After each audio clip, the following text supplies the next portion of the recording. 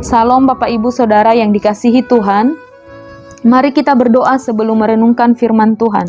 Bapa di surga, kami bersyukur untuk kasih karunia-Mu di dalam Yesus Kristus yang telah menyelamatkan kami dari kuasa iblis, dosa dan maut. Kini karakter dan cara pandang kami mau dibaharui oleh kebenaran firman-Mu. Jernihkanlah pendengaran dan bukalah hati kami selebar samudra-Mu untuk menerima firman-Mu. Dalam nama Tuhan Yesus kami mohon pimpinan-Mu dalam perenungan firman Tuhan. Amin. Kita membaca firman Tuhan dari 2 Timotius 4 ayat 5. Tetapi kuasailah dirimu dalam segala hal, sabarlah menderita, lakukanlah pekerjaan pemberitaan Injil, dan tunaikanlah tugas pelayananmu.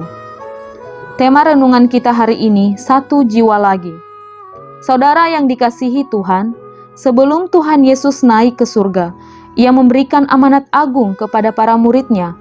Kalau dalam konteks sekarang, maka gereja secara organisasi dan orang percaya secara organisme yang telah mengemban amanat agung ini.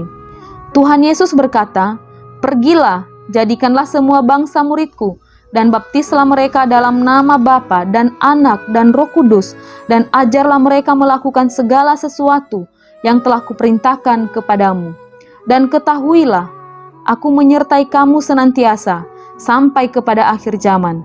Matius 28 ayat 19 sampai 20.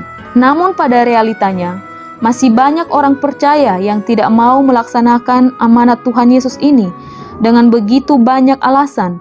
Ada sebagian yang berkata, "Itu kan tugas pendeta atau penginjil misionaris, bukan tugas saya."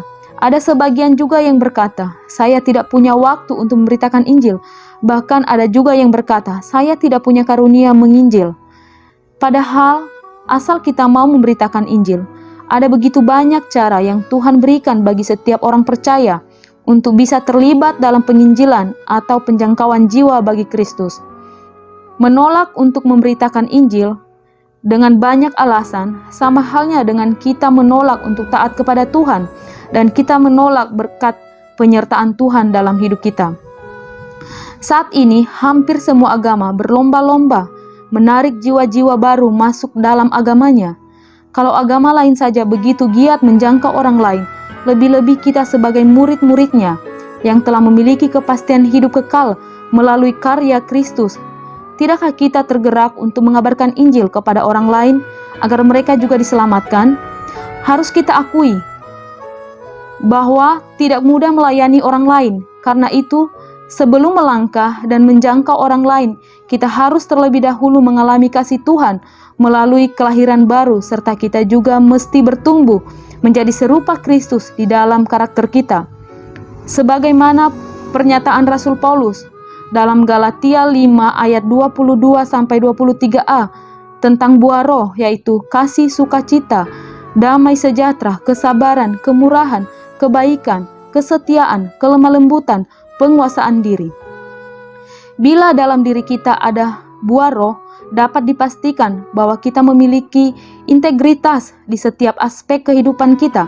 Artinya, perkataan dan perbuatan kita itu selaras sehingga kita tidak menjadi batu sandungan bagi orang lain untuk percaya kepada Kristus di saat kita beritakan Injil. Saudara yang dikasihi Tuhan, untuk bisa melayani dan membawa orang lain kepada Kristus, kita juga harus bisa menjadi orang yang rendah hati dan sabar, serta mempertaruhkan kenyamanan hidup kita demi melihat jiwa-jiwa yang terhilang diselamatkan melalui pemberitaan Injil. Itulah sebabnya kita perlu membangun hubungan yang karib dengan Allah, agar kita dimampukan oleh Allah memiliki belas kasihan Allah di dalam melihat kebutuhan utama jiwa-jiwa yang terhilang. Mari tetap semangat dan terus beritakan Injil Yesus Kristus, 1 jiwa lagi bagi Tuhan. Mari kita berdoa. Ya Allah Bapa di surga, kami sungguh bersyukur untuk firman-Mu yang kembali menginsafkan kami akan tugas dan tanggung jawab kami sebagai murid Kristus, yaitu menjangkau jiwa yang terhilang bagi Kristus lewat pemberitaan Injil. Mampukan kami ya Tuhan, agar dimanapun kami berada, kami boleh bersaksi tentang Engkau, sehingga orang lain pun beroleh keselamatan. Dalam nama Yesus Kristus kami berdoa. Amin. Demikian renungan firman Tuhan hari ini. Tuhan Yesus memberkati.